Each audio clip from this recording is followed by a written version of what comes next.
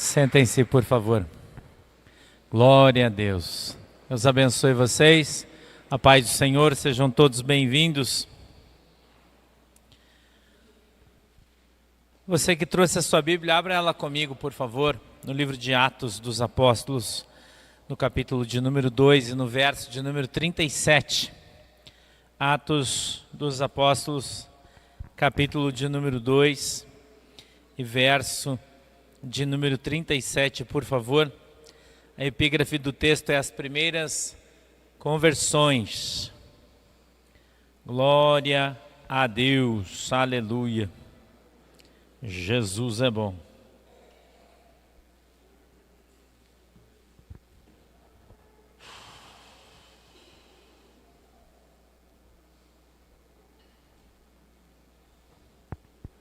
Atos dos Apóstolos, capítulo 2, verso de número 37. Todo mundo achou? Posso ler? Minha Bíblia diz assim, ouvindo eles isto, compungiram-se em seu coração e perguntaram a Pedro e aos demais apóstolos: que faremos, varões e irmãos? E disse-lhes Pedro: arrependei-vos e cada um de vós seja batizado em nome de Jesus Cristo para perdão dos pecados, e recebereis o dom do Espírito Santo. Porque a promessa vos diz respeito a vós, a vossos filhos e a todos os que estão longe, e a tanto quantos Deus nosso Senhor chamar. Com muitas outras palavras, isto testificava e os exortava, dizendo: salvai-vos desta geração perversa, de sorte que foram batizados os que de bom grado receberam a sua palavra. E naquele dia agregaram-se quase 3.000 almas, e perseveravam na doutrina dos apóstolos, e na comunhão, e no partir do pão, e nas orações. Em cada alma havia temor, e muitas maravilhas e sinais se faziam pelos apóstolos. Todos os que criam estavam juntos e tinham tudo em comum. Vendiam suas propriedades e fazendas e repartiam com todos, segundo cada um tinha necessidade. E perseverando unânimes todos os dias no templo e partindo o pão em casa, comiam juntos com alegria e singeleza de coração, louvando a Deus e caindo na graça de todo o povo. E todos os dias acrescentava o Senhor à igreja aqueles que se haviam de salvar. Amém? Feche os seus olhinhos, incline a sua cabeça, vamos orar. Papai do céu, em nome de Jesus, eu peço que o Senhor nos abençoe com a tua presença, que o Senhor possa dar para nós o discernimento, o entendimento da tua palavra, que ela possa, meu Deus, descer revelada aos nossos corações, segundo é a vontade e o desejo do teu coração. Abre, Senhor, os nossos olhos para que a gente veja, os nossos ouvidos para que a gente ouça, e quebranta, Senhor, os nossos corações para que a gente entenda e compreenda qual é a boa e agradável vontade do Senhor para as nossas vidas, em nome de Jesus. Amém e amém. O livro de Atos dos Apóstolos não tem definido, pelos estudos teológicos, pela teologia ou pela história, quem foi o seu escritor. Nós não podemos afirmar quem tenha sido, mas em função dos verbos, dos substantivos aplicados ao texto, sugere-se que tenha sido Lucas que tenha escrito o livro de Atos. Sugere, não se pode afirmar porque ninguém sabe, porque não foi nominado, né? Em função do evangelho que ele escreveu de Lucas, você já sabe disso. A gente então tem aqui várias coincidências nas escritas, e então a gente atribui o livro de Atos dos Apóstolos a Lucas. Então Lucas, trazendo para a gente de maneira testemunhal, porque eles viam tudo isso que aconteceu, ouviam falar e viam, né? E quando Jesus ascendeu, subiu, no capítulo 1 do livro de Atos, a Bíblia diz que Jesus Cristo exorta os seus discípulos ou os seus apóstolos e diz para eles assim: permanecei em Jerusalém até que do céu desçais poder, para que vós sejais revestidos. E eles então, ouvindo essa palavra da parte de Deus, um mandamento, uma ordem, né, que eles não deveriam sair de Jerusalém, Jesus já naquele mesmo dia haveria de subir aos céus. Se utiliza a palavra ascender, né? Ascender é subir. Então a Bíblia diz que desceu um anjo, está capítulo 1 de Atos, e o anjo desceu com uma nuvem. A Bíblia diz que Jesus colocou os seus pés sobre a nuvem, e a nuvem então foi elevada aos céus. Amém? É isso que a Bíblia diz. A Bíblia diz que quando Jesus estava subindo, um dos apóstolos, olhando para Jesus, disse: Senhor, mas agora a gente vai ficar sozinho? Jesus disse: não, eis que enviarei sobre vós o Consolador, e ele permanecerá convosco até a consumação dos séculos, que traduzir para um português mais simples significa até que o último dia. O último dia é o grande e glorioso dia do Senhor. Qual é o dia do Senhor? O dia do arrebatamento. Sempre que você lê na Bíblia o grandioso dia do Senhor ou o terrível dia do Senhor, é o dia do arrebatamento. Então, Jesus disse que o Espírito Santo permaneceria conosco até o dia do arrebatamento. Amém? A gente lendo a carta aos Tessalonicenses, nós aprendemos, está muito na moda agora falar sobre o livro de Apocalipse, né? Tem uns retardados, eu tenho que falar assim, desculpa, falando que nós já estamos no 6º cavalo, que é o imperador não sei o quê, que o Donald Trump é o anticristo. Irmão, isso é uma baita de uma mentira, uma baita de uma, né, de uma patacada, a gente chama isso de cambalhota exegética, né? Os caras que, enfim, né, que não estudam, que não conhecem, que não tem discernimento do Espírito Santo e ficam falando bobagem. A Bíblia diz que o anticristo vai ser um líder, mas não é um líder religioso, é um líder político. Mas a Bíblia, ela crava, ela afirma que o cara nasceu na terra da Babilônia. Vai nascer ou já nasceu, eu não sei, na terra da Babilônia. Isso está escrito na Bíblia. Então, aonde é a terra da Babilônia? É o Iraque. Ok? Então, a primeira coisa, o cara, minha percepção, deve ser um príncipe do petróleo, porque ele vai ser um grande líder, né? Um grande líder, riquíssimo, e vai ser um grande líder político, que vai trazer a paz no Oriente Médio depois de uma guerra. Algumas pessoas dizem que essa guerra que está acontecendo em Israel, né? Israel já invadiu a Palestina, agora invadiu o Líbano, está todo mundo acompanhando, ninguém está dormindo de touca aí, né? Então está todo mundo vendo que está tendo uma guerra, está ameaçando o Irã, não é? E aí outros países disseram que se o Israel atacar o Irã, eles vão atacar, enfim, o Iraque, né? Vão atacar também. Não sei se é essa guerra apocalíptica, eu não sei, porque a Bíblia não diz quando vai ser, ela só dá sinais, né? Ela disse que o povo do norte iria descer, o povo do norte teoricamente é a Rússia já está lá, né? Só estou te dando cenário político e bíblico, tá? Apocalíptico. E fala também de um povo que vem do Oriente, que é a China, tá? Que também você vê que agora está junto com a Rússia. Então o ambiente para que isso aconteça, politicamente ou geopoliticamente falando, ele já está meio que pronto. Aí não quer dizer, está todo mundo desesperado, achando que o Apocalipse vai acontecer agora. A gente observa o livro de Apocalipse, capítulo 6 e verso 1, e a Bíblia diz no verso 1 que o anjo vai tocar. O que é isso? A Bíblia diz que quando o anjo tocar a trombeta, vai acontecer o arrebatamento. Ok? E no verso 2, é só você ler a Bíblia, numa que preste, né? Não pode ser qualquer uma, tem que ser uma que preste. E no verso 2 está escrito assim: então, quer dizer, depois do arrebatamento, né? O então é advérbio de tempo, que significa depois disso, né? Então, verso 2, o cordeiro abrirá o primeiro selo. Então não tem nenhum selo aberto, não viaja nisso aí, né? Tinha aquele cara que morreu lá, o Daniel Mastral, que falava um monte de merda, né? Que é um ex-bruxo, ex-isso, ex-aquilo. Desculpa eu falar assim, mas eu preciso falar para você, porque tem muita gente que precisa acordar e parar de seguir esses caras aí, esses vídeos loucos desses camaradas, né? E ficar falando heresia, entendeu? Então a carta do apóstolo Paulo aos Tessalonicenses, ela é claríssima a esse respeito, certo? Quando é que o anticristo vai aparecer? Quando houver o arrebatamento da igreja.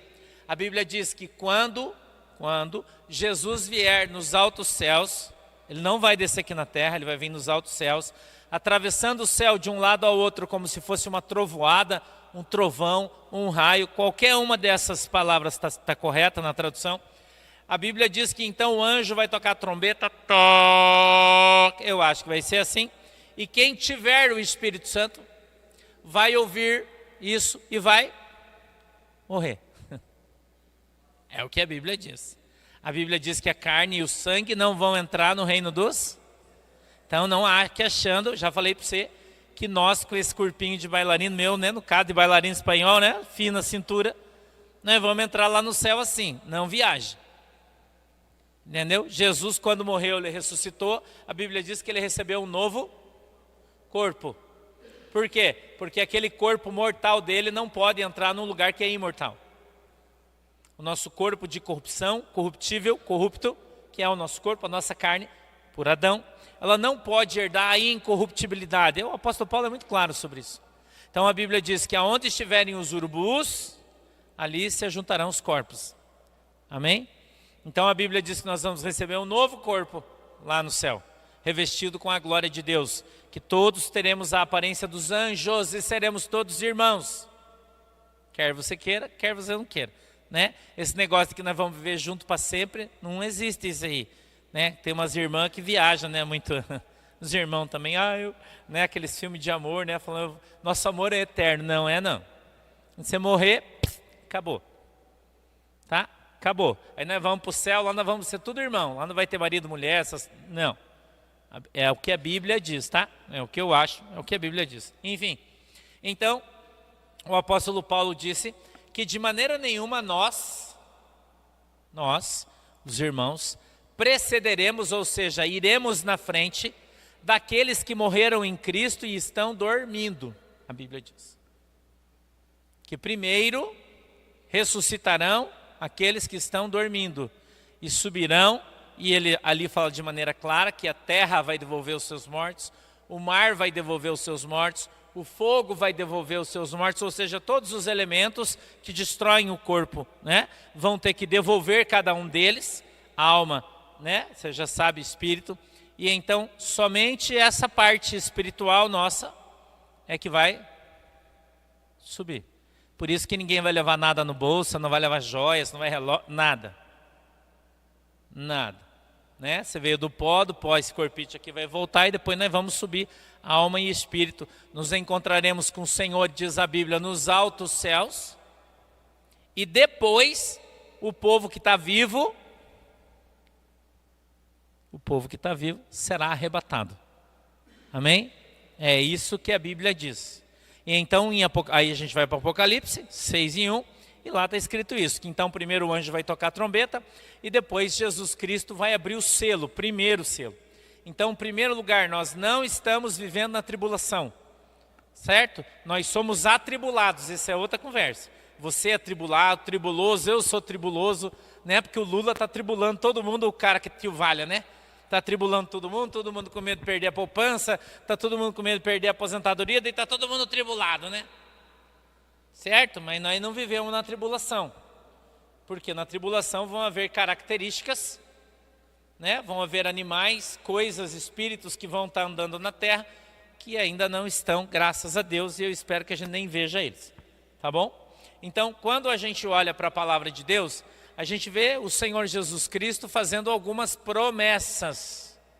E Jesus, diz a palavra, que não é homem para que minta, nem filho do homem para que nos prometa alguma coisa que ele não possa cumprir. Então tudo aquilo que Jesus falou, ele vai cumprir, principalmente na sua palavra. Então quando a gente passa a conhecer a verdade nos...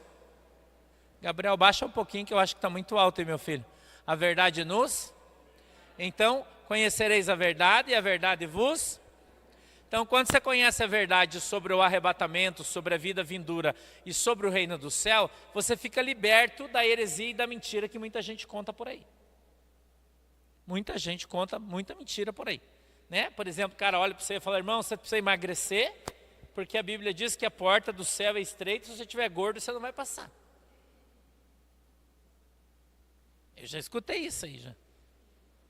Antes de eu fazer cirurgia bariátrica, né, eu já estou grande, imagina antes, né? Bem grande, né? E os irmãos falavam, irmão, você tem que emagrecer, como é que você vai passar na porta, a porta do céu é estreita. Né? Tem gente que tem essa concepção, irmão. Tem gente que tem, né? Tem pessoas que pensam nisso. Então, nosso corpício não vai, né, subir, enfim. Jesus, então, quando ele sobe, ele promete para os seus apóstolos que ele derramaria do seu Espírito. Há também uma promessa no livro de Joel, no capítulo de número 2, e ele disse que chegaria um tempo em que o Senhor Jesus Cristo derramaria sobre a terra do seu Espírito sobre toda a terra. Os velhos teriam sonhos, os jovens teriam visões. Há uma promessa lá de Joel dessa restauração, ou esse derramamento ou derramar do Espírito sobre a sua igreja. Agora, Jesus Cristo morre, não é?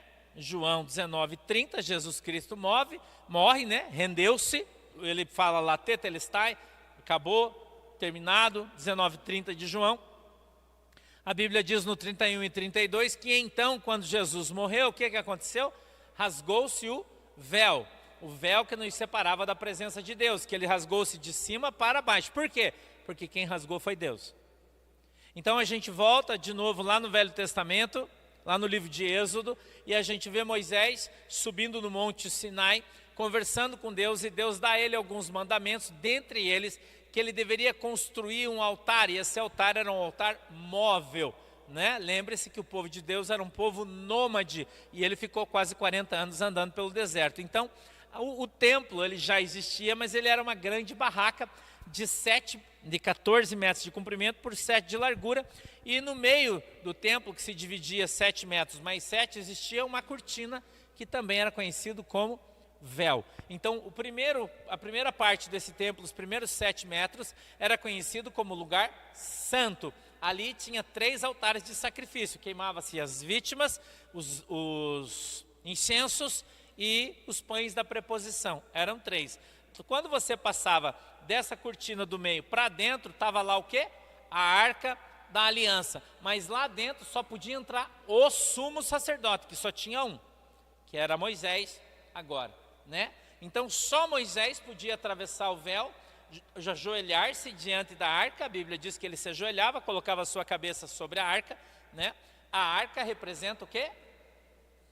A presença de Deus, certo? A arca é feita de madeira de acácia, por dentro, você sabe, era de ouro, né? Uma folha de ouro, e por fora tinham 2 querubins, que têm 8 asas. Então a Bíblia diz que tinha um de um lado, outro do outro, 2 pontas das asas iam para cima e 2 pontas das asas tocavam o chão, que simbolizava a ligação entre Deus e os homens.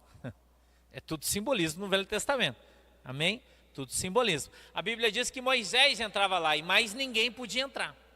Então, o único de todo o povo de Deus que podia entrar na presença de Deus era o sumo sacerdote. Então, quando Jesus morre, a Bíblia diz que o véu é rasgado. O que isso significa? Que agora nós, que não somos o sumo sacerdote, podemos entrar na presença de Deus. Glória a Deus por isso. Agora a gente pode entrar. Nós entramos por quê? Por causa de Jesus. Então, quando Jesus morreu na cruz, ele deu para nós o quê? A graça.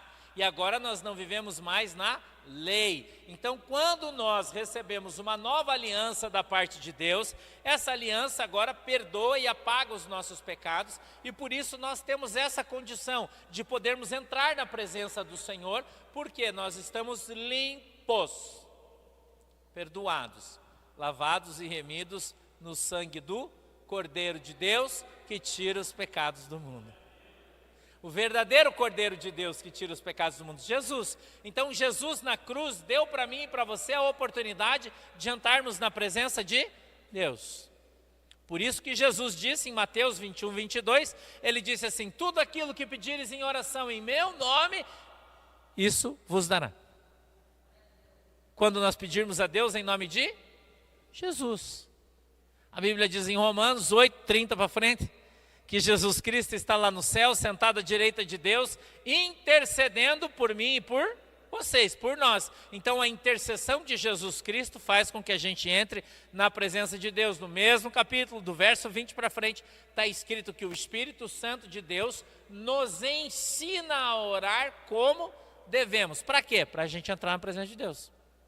Então a gente aprende a orar com o Espírito Santo intercede por nós, o Senhor Jesus Cristo intercede por nós, e através de Jesus Cristo nós temos então a oportunidade de entrar na presença de Deus. Jesus Cristo disse: eu sou o caminho, veja que está no singular, eu sou o caminho, a verdade e a vida, e ninguém vai ao Pai senão através de mim. Então toda vez que a gente vai orar, nós oramos: Senhor, em nome de Jesus, eu peço para entrar na tua presença. Então a porta se abre sendo na presença de Deus. Amém? Você pode, eu posso, todos podemos. Nós recebemos essa dádiva onde? Na cruz. Por isso você não pode esquecer da cruz. Por isso ela está aqui, para lembrar você que o que nós temos hoje nós ganhamos e não tem nada pior num crente do que a ingratidão. Sim ou não? Crente ingrato. Está cheio aí. Você ajuda o cara a vida inteira, ele fica com o rabo azedo, vira as costas, vai embora, deixa você, não dá nem tchau. Quem já passou por isso aí? Levanta a mão. Quantos eu já passei? Ajudou a vida inteira, o dia que você falar não, vira as costas, vai embora, tchau. Esquece tudo que você fez a vida inteira, e isso é um crente ingrato. Se as pessoas são ingratas para mim, imagina para Jesus. Que as pessoas esquecem que Jesus morreu na cruz por eles. Esquece, irmão. Aí ele chora para Jesus, ele ora para Jesus, mas quando ele vai tomar uma decisão, ele faz o que as pessoas querem, não o que Jesus quer. Por quê? Ele é um ingrato. Jesus fala assim: como uma camisa vermelha. Aí ele fala: não, vou comprar amarela, que amarela agrada todo mundo. Ele quer ficar de boas com as pessoas, mesmo que ele fique na esquerda de Deus. Então você precisa aprender que a gente precisa ficar de boas com Jesus. As pessoas, se quiser ficar de boa com você, fica; se não quiser, é problema de cada um. O dia que você entender e aprender isso, a tua vida vai melhorar muito. Muito, irmão. Porque quem morreu na cruz por mim e por você foi Jesus. Então a gente tem que estar de bem com quem? Com Jesus, irmão. Não adianta você estar de bem com toda a tua família, com todos os teus irmãos, e você está na esquerda de Jesus. Adiantou? Então todo mundo precisa começar a repensar a sua vida. Precisa começar a repensar a sua vida. E olhando para a sua vida, começar a pensar e entender que tipo de fruto você está gerando para Jesus. A Bíblia diz isso. Inclusive fala no Salmo 92 que mesmo na nossa velhice, nós iríamos gerar frutos e frutos doces. Então, nós precisamos gerar frutos, e não só frutos, como frutos doces. Não adianta você gerar fruto amargo que ninguém quer. Ninguém quer. Então, olha aqueles pés de fruta na rua ali, cheio de fruta, por que ninguém come? Que é azedo. Se fosse doce, já era. Não é isso aí? O Antônio vai lá pescar, daí pega uns... Como é que é aquele cor-de-rosa, que é bem caro, que é carne de camarão, aquele peixe? Congrio rosa, né? Ele vai lá, pega uns congrio rosa e sardinha. Daí ele chega e fala: pastor, quer um peixe? Quero. Sardinha. Pega aí, Antônio. Sardinha para os irmãos, para mim, congrio rosa.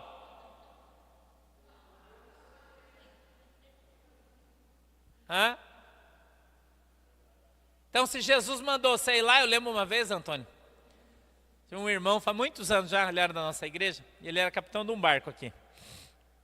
E o barco estava quebrado, fazia muito tempo, eles consertaram o barco, e ele ligou para mim e falou: pastor, o senhor pode vir aqui orar, ungir o barco para a gente sair para a pescaria? Eu falei: posso.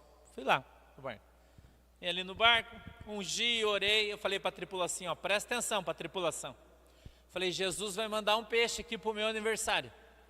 E é um peixe grande. Mas esse peixe é meu. É Jesus que vai mandar.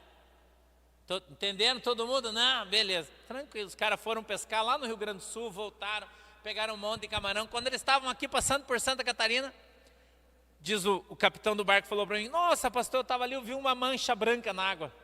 Eu dei a volta com o barco e vim, tinha um peixe nadando de lado. Uma pescada. 19 quilos. assim. E o peixe desce no fundo do mar para comer e enche de areia na guelra dele. O Antônio pode confirmar, dizer que isso é verdade ou mentira. E aí ele boia e fica boiado de lado, assim, ó, na correnteza, e abre a boca para a água passar pela boca dele e limpar as guelras. E ele fica 1 hora, 2 horas ali. E ele fica meio que anestesiadão. E se o cara tiver a sorte de passar do lado, ele pega o peixe com a mão. E aí eles falam, o peixe está boiado. E passaram aquele bruto daquele peixe. E os caras pegaram o peixe, colocaram no barco e vieram embora. Quando chegou aqui um peixe caro, um peixe de 20 quilos, né? Vende para o hotel, porque daí o hotel pode colocar na mesa para todo mundo, então é um peixe muito caro. Tentaram carregar aquele peixe sábado, a manhã inteirinha para vender. Foram em tudo que é lugar, ninguém quis comprar. Daí trouxeram, olhou um para o outro e falou, eu acho que não era para nós vender mesmo, porque esse peixe era do pastor, né? Daí eles foram lá em casa levar o peixe. E nós fizemos no meu aniversário, faz muitos anos isso aí. Né? Qual é a moral dessa história, irmão? O que é do homem, o bicho não. O que é teu, ninguém vai pegar, irmão. Você não precisa ter medo. Tem gente que tem medo, irmão, do dia de amanhã. Não tenha medo, está com medo por quê? Está com medo por quê, irmão? Por que você está com medo? Está escrito na Bíblia 365 vezes, irmão Fernando. Não temas. Tenha medo, irmão. Por que você tem medo de... Está com medo de perder o que você tem? Está com medo de perder as coisas que Jesus prometeu para você? Irmão, aquilo que Jesus te prometeu é seu, cara. Ninguém vai pôr a mão. Pode até tentar, mas se pegar, vai ter que devolver. É assim que Deus faz. E as pessoas têm medo. Quando se vem numa situação difícil, irmão, eles não fazem aquilo que Deus manda. Porque eles ficam com medo. Eu não vou fazer porque como é que vai ser amanhã? Irmão, se não fosse Jesus, amanhã nem existiria, nem para mim, nem para você. Nem para mim, nem para você. Quando o Fernando veio embora para Guaratuba, né, Fernando? Estava lá em Tijucas, porque o Fernando era nossa ovelha lá da igreja de Tijucas. E ele falou para mim, pastor, estou querendo ir embora daqui, não estou feliz, Camboriú. E eu estou querendo ir embora para lá. Ele falou, você não tem um serviço lá para mim? Alguma coisa? Eu vou embora. Eu falei, você vai mesmo? Não foi, Fernando? Falei, você vai honrar esse negócio que você tem no meio das pernas? Você vai mesmo? Ele falou, vou, tem uma palavra só. Falei, então pode ir embora. Pega tudo, tuas coisas. No bico, não foi, Fernando? No bico. Falei, porque eu vou comprar uma igreja lá, já está no meu coração, Jesus vai me dar, e é você que vai reformar. E eu não tinha comprado nada ainda. Mas eu sabia que ia comprar, Deus tinha me falado. Já vai fazer 6 meses que o Fernando está só trabalhando aqui. Agora vai começar, já está trabalhando lá no sítio. Falei para ele, no mínimo só comigo você vai ficar 3 anos trabalhando por baixo. Aqui estabeleceu, trouxe a sua casa, colocou sua família. Por quê? Fez isso na direção de Deus. Não é na minha direção, é na direção do Senhor. Deus trouxe ele para cá, porque era da vontade de Deus. E ele veio, se estabeleceu e está na bênção. E segundo ele me fala, não quer ir embora nunca mais. Então, quando a gente confia em Deus, e tem um salmo que diz assim, confia no Senhor, entrega a sua vida nas mãos dele e o mais, tudo ele fará. Mas para isso a gente precisa fazer o quê? Confiar. Confiar não é fazer a sua vontade, confiar é fazer a vontade de Deus. Confiar é você entregar as coisas na mão do Senhor. E as pessoas não têm, muitas vezes, ou a grande maioria das pessoas, elas não têm essa confiança no Senhor. Então Jesus disse para os seus apóstolos, fiquem aqui em Jerusalém, até que do céu sejais revestidos de poder. Então eles permaneceram ali um tempo. E a Bíblia diz que eles perseveravam em orações, e é claro que quando Jesus fala que Ele vai te abençoar, você tem que permanecer na presença dEle, buscando a santificação, a oração, enfim, existe um preço a ser pago, você tem que andar no caminho. E aí a Bíblia diz que desceu sobre eles o quê? O Espírito Santo de Deus, capítulo 2 do livro de Atos. E eles todos foram cheios, falaram em línguas estranhas, não é? E a Bíblia diz que eles estavam em mais de quantas pessoas lá? 150 pessoas, não era só 12. 150, estava a mãe de Jesus, estava Maria Madalena, estava toda a galera. Tinha muitos obreiros ali naquele lugar, né? E eles perseveraram todos em oração, desceu o Espírito Santo, os caras foram batizados. E quando Pedro foi cheio do Espírito, no primeiro dia, e aí a gente entra no texto que nós começamos a pregar, no primeiro dia, o apóstolo Pedro vai para a praça pregar o Evangelho. Mas a Bíblia diz que Pedro era indouto e inculto. O que significa? Que ele não tinha doutrina nenhuma e cultura nenhuma. Pedro era analfabeto, não sabia falar, ele não tinha capacidade linguística absolutamente nenhuma. Pedro nasceu e cresceu pescador, nunca estudou, ao contrário de Paulo, né, que estudou muito. Então, teoricamente, Pedro não era uma pessoa capaz de ser o pastor da igreja, de ser o pregador principal, porque ele nunca estudou, porque ele não fez teologia, não nada.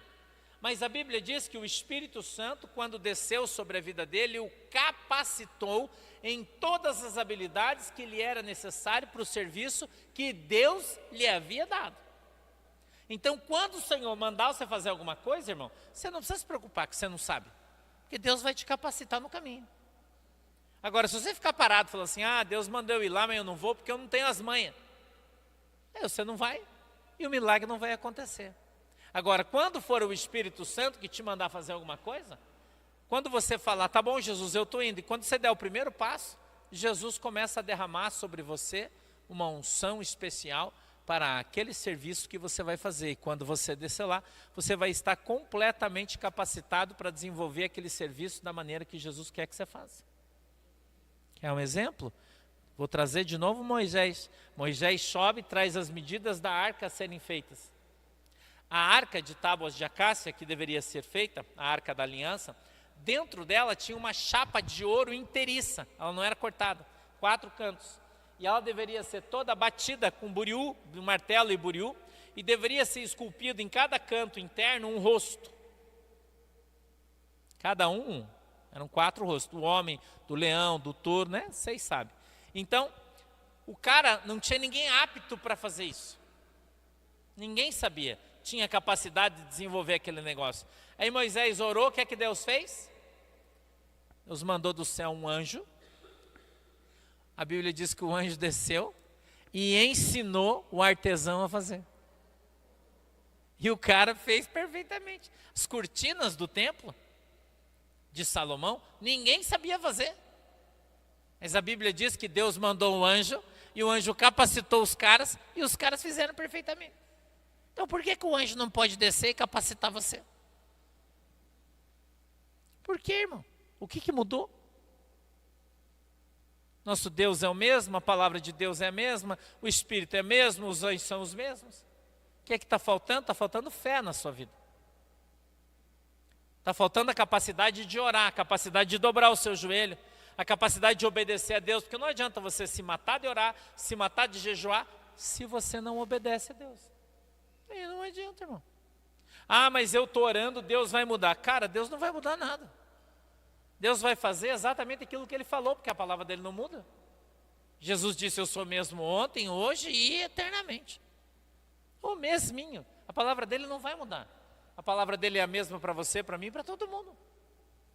Então, quando nós estivermos fazendo a vontade de Deus, Deus vai estar fazendo o quê? Nos capacitando. Nos dando condições. É Deus que faz isso, não é você.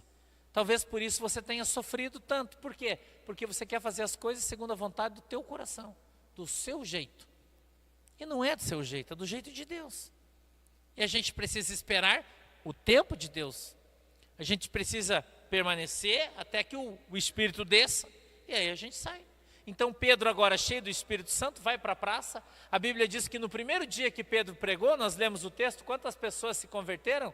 3.000. Um dia. A igreja começou, tinha 150 caras só na igreja. E os caras falaram, isso aí, 150? Não dá nada, irmão. Aí Deus capacita o Pedro, unção, poder, autoridade.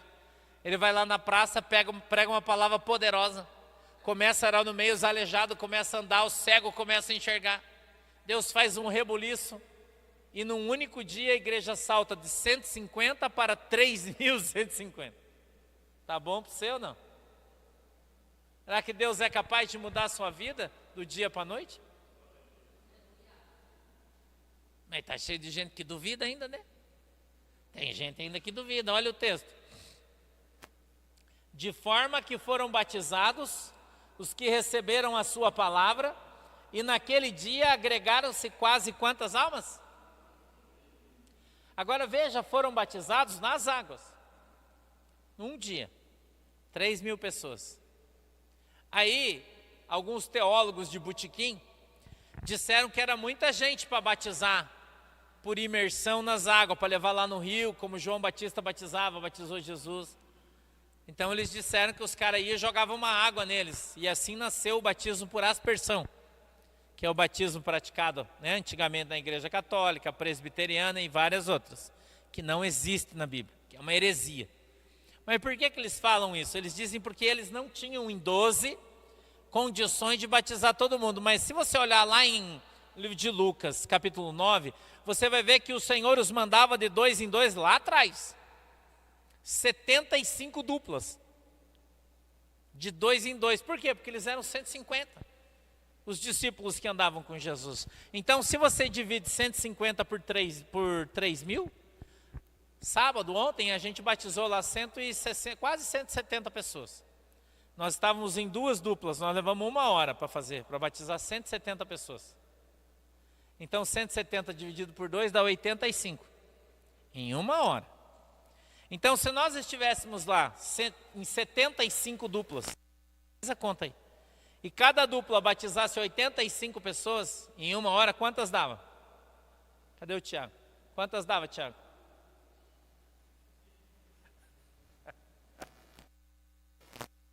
Quantas, Lorraine? 6.000 em 1 hora. 6.000 em 1 hora. Então, em quanto tempo eles iam batizar 3.000 almas? Em 30 minutos. E os caras disseram que era impossível em 12, mas não é impossível. Mas se fosse em 12, mas não era 150. Então eles batizaram os caras em menos de 1 hora, 3.000 pessoas. No outro dia, Pedro foi pregar de novo. Não está no texto, mas está um pouquinho para frente. No outro dia ele foi de novo, e no outro dia foram 5.000. Daí de 150, passou para 8.150 em 3 dias. Tá bom para você ou você quer mais? Por quê? Porque o Pedro era bom pregador, Pedro não sabia falar. E as pessoas olhavam para Pedro e diziam assim, ó, certamente é o Espírito de Deus que está nele. Porque ele não sabe falar, ele não sabe pregar, então quem está aí é o Espírito Santo de Deus. Então quando você está fazendo a obra, quando você está empenhado em fazer a obra, em pregar o Evangelho, em se deixar usar pelo Espírito Santo de Deus, o que é que vai manifestar na tua vida? O próprio Espírito Santo de Deus e não você. E as pessoas não vão ver você, eles vão ver quem está em você. É isso que eles vão ver, irmão. Quem está em você. As pessoas vão ver, não a tua capacidade de gestão, eles vão ver o quanto o Espírito Santo usa a sua vida. O quanto o Espírito Santo vai estar se movendo na sua vida, em função do resultado da obra que você está fazendo. É isso. Se alguém quiser contratar o irmão Fernando para fazer a sua casa, ele vai perguntar para alguém se o Fernando é bom, ou ele vai vir aqui olhar o serviço do Fernando? O que ele vai fazer? Ele vai vir aqui olhar e vai dizer, nossa, Fernando, mas você que fez tudo isso aqui? Ele vai dizer, não, mas o projeto foi da Lohane. Ah, beleza. Mas quem que executou? Foi você? Nossa, mas ficou bom, hein? Aí o que o cara vai fazer? Vai contratar ele para fazer a sua casa. Por ouvir falar, pelo que os seus olhos veem. Então o teu testemunho vale muito mais do que as palavras que as pessoas falam de você. Porque você vai ser avaliado pelo seu testemunho. As pessoas vão vir ver as obras que você faz. Quando você comprar uma casquinha de siri do Antônio, por exemplo, que já vem congeladinha, num pacotinho, você abre, só põe no forno, assim é uma benção. Você vai comprar casquinha de siri do Antônio de novo, no qual condição? Se ela for boa. Porque você comprou congelado, você não tem como saber se é boa, se é gostosa, sim ou não. Agora, você chegou em casa, põe no forno, comeu, é uma caixinha de surpresa, né? Quando você comer, você fala, nossa, que coisa boa. Meu Deus, mas é bom isso. O que vai acontecer, irmão? Quando você tiver com vontade de comer casquinha de siri, você não vai voltar lá para comprar? Você não vai perguntar o preço. Você vai comprar, porque é bom. Assim é o mundo espiritual. Quando você começar a produzir bons frutos, lembra que eu falei de frutos doces, frutos bons? Quando as pessoas comerem os frutos que você produz e se saciarem e gostarem, quando eles tiverem fome, eles vão aonde? Ele vem comer de novo no teu restaurante. Porque você faz uma comida excelente. E essa comida excelente sacia a fome das pessoas, mata a sede das pessoas. E eles vão querer sempre comer da comida que você faz. Você vai pegar as ovelhas pelo capim. Você vai pegar as ovelhas pelo capim. Não é isso aí? Você não precisa proibir as pessoas. Por exemplo, uma coisa que eu nunca fiz é proibir as minhas ovelhas de ir em outra igreja. Nunca fiz isso. Tem um monte de pastor que proíbe. Não deixa o cara ir em outra igreja. Sabe por quê? Porque ele tem medo da ovelha ir lá e gostar. Por isso que ele proíbe. Vai lá, gosta, não volta mais. Eu nunca tive esse medo, irmão. Pelo contrário. Até um tempo atrás, alguns anos atrás, tem um testemunho bem legal de algumas meninas da minha igreja. E elas disseram assim, a gente recebeu um convite de uma igreja ali tal, uma igreja pequenininha, que vai vir um profeta, o cara é um homem de Deus, não sei o quê. A gente pode ir? Eu falei, pode. Aí que pode. Eu falei, mas vocês não vão gostar. Por quê? Eu falei, porque eu já conheço ali, aquela linha teológica, vocês não vão curtir, mas se quiser, vai lá. Foram na igreja.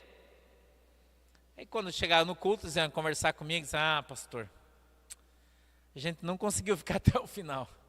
Eu falei, por quê? O homem começou a gritar e falar uns troços lá, nossa, não rola. E aí quando o cara, no meio da pregação, ele virou para trás para pregar água, numa igreja, a gente estava na última fila, a gente levantou e vazou.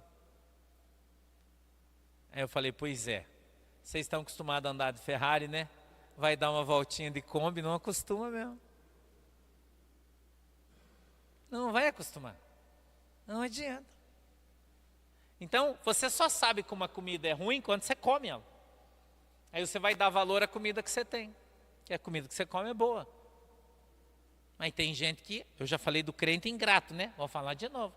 Que ele não, mas não tá bom. Eu acho que eu vou ali nos... Sorte sua. Deus que te abençoe, que dê tudo certo. Né? Deus que te abençoe, que dê tudo certo. Mas dificilmente dá. Dificilmente dá. Porque quando você não dá certo numa igreja, não dá certo noutra, não dá certo noutra, e daí você acha que é a igreja, talvez o problema seja você. Porque você está numa igreja tão boa e você não consegue se achar. Será que o problema é do pastor? O problema é a igreja que não está boa ou é a ovelha que não vai mesmo? Não adianta. E infelizmente isso é uma verdade, irmão. Porque o cara sai de uma igreja porque o pastor não presta, vai para outra, e a vida dele não muda. Daí ele vai para outra igreja, não muda também, vai na outra, não muda. O problema é a igreja ou é o cara? Ou é a pessoa?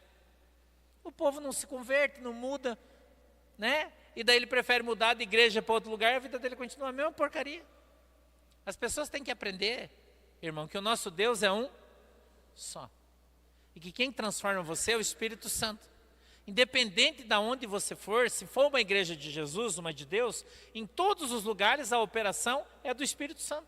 E Ele é o mesmo. Então, quando você não se adapta, não dá certo, não vai, cara, talvez o problema esteja em você mesmo. O problema não seja a igreja, o problema não seja o pastor. Não é?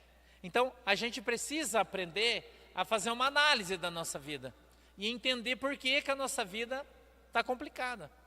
E quando a gente faz uma análise, não é? A gente precisa lembrar do que Jesus nos ensinou, uma lição muito poderosa, que Ele diz assim, que a gente colhe aquilo que a gente... E o que você colhe, você tem que comer. Então, se você não está gostando da comida, quem plantou foi você. Por que você está reclamando? Você que planta, irmão. O que você está colhendo é o que você planta. Aí você vai reclamar? Vai reclamar, irmão? Por que você está reclamando se foi você que plantou? Essa semana meus pés de pitanga lá em casa deu pitanga, Simone, primeira vez. Os 2 pés, tá assim, ó. Um já comi bastante, eu levo sorte que quase ninguém gosta lá em casa, só eu que como, né? Umas pitangas grandonas assim, ó. Aí doce, pensa umas pitangas doces. 2 dias já que eu estou comendo pitanga. Eu espero ela madurar bem e estou comendo pitanga. Sabe por que eu estou comendo pitanga? Porque eu plantei pitanga. Plantei pitanga, irmão. Eu colho pitanga. Agora, se eu plantar pimenta, eu vou colher pitanga?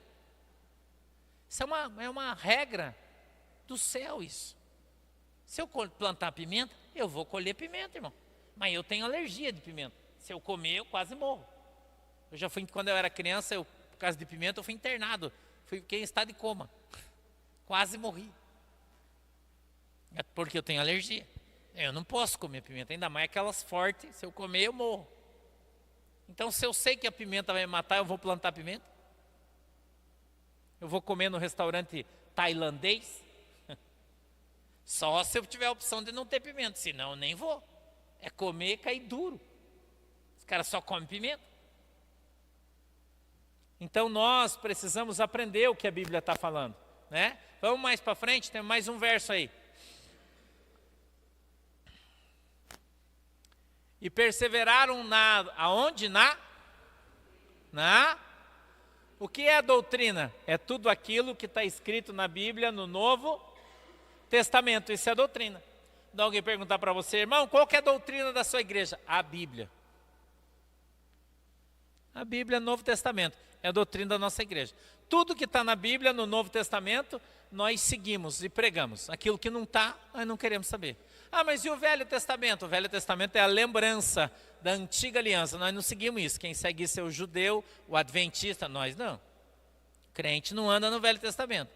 Ele tem ele como um exemplo, mas não como uma doutrina. Que nós seguimos a Jesus, por isso que nós somos cristãos. Né? Nós não somos de Moisés. De Moisés é o judeu, você não é judeu. E se você quiser viver o Velho Testamento, você tem que viver todos os mandamentos, que são 600 e poucos. Não é só 10, é um monte. Então, nós devemos perseverar na doutrina. A doutrina é o que está no Novo Testamento. Nós temos que fazer tudo o que está escrito na Bíblia. E se você não faz, você tem um problema sério, né? Problema sério. Dos apóstolos e na comunhão, no partir do pão, nas orações. Isso aí a gente já faz, todo mundo. Mesmo quem está na igreja virtual, nós participamos da doutrina da comunhão do pão, nas orações, oramos todos juntos, participamos todos juntos, não é? Vamos aí para frente. 43. Em cada alma havia temor, e muitos prodígios e sinais eram feitos pelos. Então a igreja que prega o evangelho tem sinal. Eu tenho falado isso aqui sempre para vocês. Então essa história do que você vai na igreja e os pastores falam, nós não temos dom, porque os dons... Mentira, a Bíblia diz que na igreja de Jesus Cristo tem, e eles são presentes na igreja. Vamos mais para frente, 44. Todos os que criam estavam unidos e tinham tudo em... Quem tinha tudo em comum? Todo mundo? Só os que acreditavam. Quem crê faz, quem não crê reclama. Não é isso aí? Quem crê, irmão, está vivendo no mesmo espírito, e está compartilhando de tudo com todos. Quem não crê está para trás reclamando. É o que a Bíblia está falando, ó. 45, vamos lá. E vendiam suas propriedades e bens e os repartiam por todos, segundo a necessidade de cada um. Então a igreja ajudava todo mundo que precisava. 46. E perseverando unânimes todos os dias no templo. O templo era a igreja cristã? Sim ou não? Não. Era um templo dos judeus. Então todos os dias eles subiam na sinagoga e participavam da sinagoga. E depois veja o que está escrito, ó, daí tem uma vírgula. E partindo o pão em casa. Por quê? Porque eles faziam, a igreja ainda estava nas casas, não havia uma igreja ainda constituída, porque eles estavam na primeira semana, segunda semana da constituição da igreja. Então todos os dias eles iam para o templo, ainda junto com os judeus, oravam, e daí faziam a Santa Ceia em casa, porque lá eles não podiam, porque senão eles morriam, tá? E aí diz assim, ó, comiam com alegria e singeleza de coração. 47. Louvando a Deus e caindo na graça de todo o povo. E cada dia acrescentava-lhes o Senhor os que iam sendo. Então, à medida em que o evangelho ia pregando, a igreja ia crescendo. Cada dia Deus ia acrescentando pessoas na igreja. Cada dia Deus ia acrescentando pessoas ao ministério para que fossem salvas através da graça que nos foi dado por Jesus Cristo na cruz. Essa é a doutrina da salvação. Então, quando a gente olha para a cruz, a gente lembra do sacrifício que Jesus Cristo fez por nós, para que nós tivéssemos sido perdoados de todos os nossos pecados, para que então tivéssemos a oportunidade de sermos o quê? Salvos, né? Então, qual é a função da igreja? Pregar para você o evangelho da salvação. Amém? Então, o evangelho da salvação, ele é pregado pela igreja de Jesus Cristo, e à medida em que ele é pregado, na igreja são acrescentadas as pessoas que vão ser, veja que está no futuro o verbo, vão ser salvas, porque nós ainda não estamos. No livro de Apocalipse 21, Jesus disse que nós precisamos perseverar até o fim. Precisa perseverar até o fim. Que a coroa está nas mãos do Senhor lá no céu, né? E nós precisamos guardar a nossa coroa nas mãos do Senhor. Combater o combate, terminar a carreira e guardar a nossa coroa, que nos será dada no dia em que a gente partir para a glória. Amém? Só lá. Porque até lá a gente pode desviar, até lá a gente pode pecar, né? Até lá pode acontecer alguma coisa, a gente não sabe o dia de amanhã. Então a gente tem que confiar em Deus, nós temos que andar na presença de Deus, nós temos que buscar a presença de Deus, para que a gente então consiga ser alcançado e ser salvo. Amém? Fica de pé para a gente orar. Feche os seus olhinhos, inclina a sua cabeça. Querido Deus, em nome de Jesus, meu Pai, eu peço a Tua bênção sobre cada um de nós. Peço que o Senhor venha nos alcançar com o Teu poder e com a Tua misericórdia, e que a Tua mão poderosa esteja sobre as nossas vidas, em nome de Jesus. Papai do céu, eu quero Te pedir que o Senhor possa nos ensinar por todos os dias, para que nós cresçamos na graça, para que nós cresçamos no conhecimento, para que nós possamos andar, Senhor, na Tua presença e sejamos abençoados em nome de Jesus Cristo. Meu Deus, eu peço, Senhor, que o Senhor permita que nós sejamos cheios do Teu Espírito Santo, para que nós possamos, Senhor, cada dia mais andar na Tua presença, cada dia mais, Senhor, sermos abençoados em nome de Jesus. Amém e amém. Pode dar uma salva de palmas para Jesus, por favor. Glória a Deus. Sente-se, tome o teu assento. A gente vai recolher as ofertas que vocês trouxeram. E se trouxeram, levante a sua mãozinha aí. Dê um sinal aí, que os irmãos vão entregar um envelope para você deixar a tua oferta, teu dízimo. Você que está em casa, já tem a referência bancária aí, se você quiser também.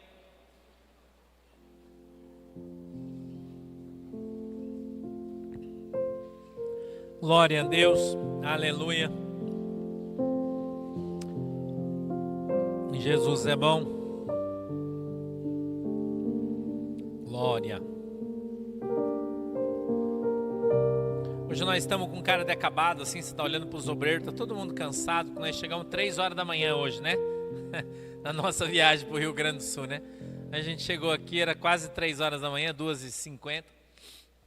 Está todo mundo cansado, mas não, daqui a pouco nós estamos recuperados, já estamos de boa aí, né? Dormir mais hoje, nós já estamos recuperados aí, se Deus quiser. E Jesus é bom. Ai, Jesus. Glória a Deus.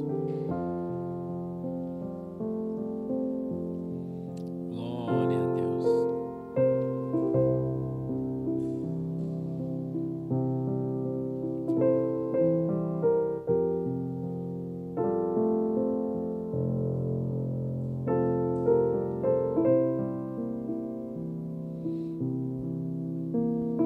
Vamos orar, feche os olhinhos. Querido Deus, em nome de Jesus, meu Pai, eu peço que o Senhor abençoe todos os ofertantes e dizimistas da igreja, que a Tua mão poderosa, Senhor, esteja sobre a vida de cada um deles e o Senhor os abençoe, em nome de Jesus. Amém e amém. Pode se levantar, você que trouxe a sua oferta, o seu dízimo, e vem trazer aqui, por favor.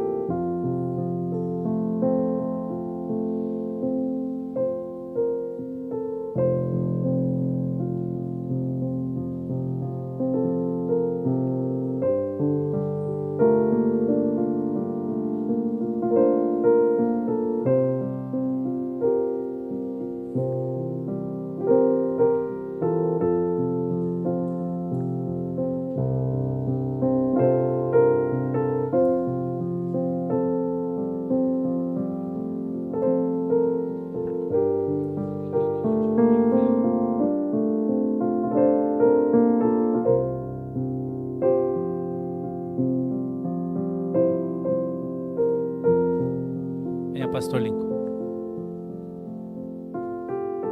Glória a Deus. Aleluia. Jesus é bom.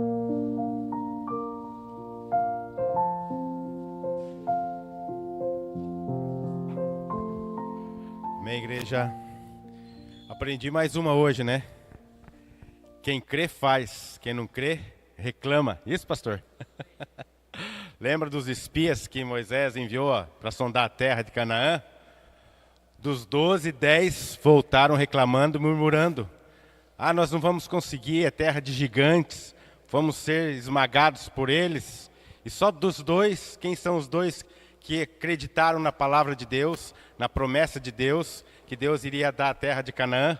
Josué e Caleb. Caleb diz: ei, vamos, subamos, vamos conquistar a terra que Deus nos deu. Só os dois entraram, dos 12, só os dois que entraram na terra prometida. Então, você tem confiado, como o pastor disse, você tem confiado naquilo que Deus disse que vai fazer por você? Ou você tem andado temeroso, temendo a tudo e temendo a todos? Como você tem crido em Deus, como você tem esperado em Deus? Então fica para nós aí essa palavra de hoje, confiança em Deus, que nós vamos conseguir. Se Deus falou que você vai conseguir, não tenha medo. Jó, quando ele, no final do texto de Jó, ele diz: aquilo que eu mais temia me aconteceu. Então, não tema, confie em Deus, simplesmente confie em Deus. Amém? Pai querido, Pai celestial, em nome do Senhor Jesus Cristo, Pai, nós te louvamos, te agradecemos por esta mensagem maravilhosa, por este culto, Pai, onde cada culto nós podemos aprender mais e mais a Tua palavra, Pai. Que nós venhamos sair daqui mais confiantes em Ti, Pai, crendo que nós somos salvos, somos lavados e remidos em Cristo Jesus, ó Pai, que não vivemos mais na antiga aliança, mas na nova aliança, Pai, conforme foi pregado aqui, temos livre acesso a Ti, Pai querido, pelo nome do Cordeiro Santo Jesus Cristo, Pai. Oh Deus de poder, então, Pai, que Teu povo venha aqui sair cheio da Tua unção, cheio da Tua confiança em Cristo Jesus, ó Pai, sabendo que nós somos mais que vencedores em Cristo Jesus, ó Pai.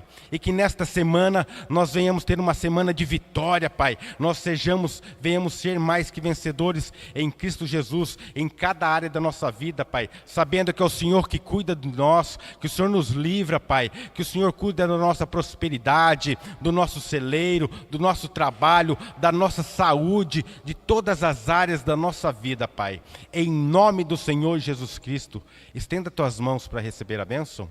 Que o grande amor de Deus, a graça do nosso Senhor e Salvador Jesus Cristo, as demais consolações do Espírito Santo sejam com todos nós, e todos dizem amém. Amém.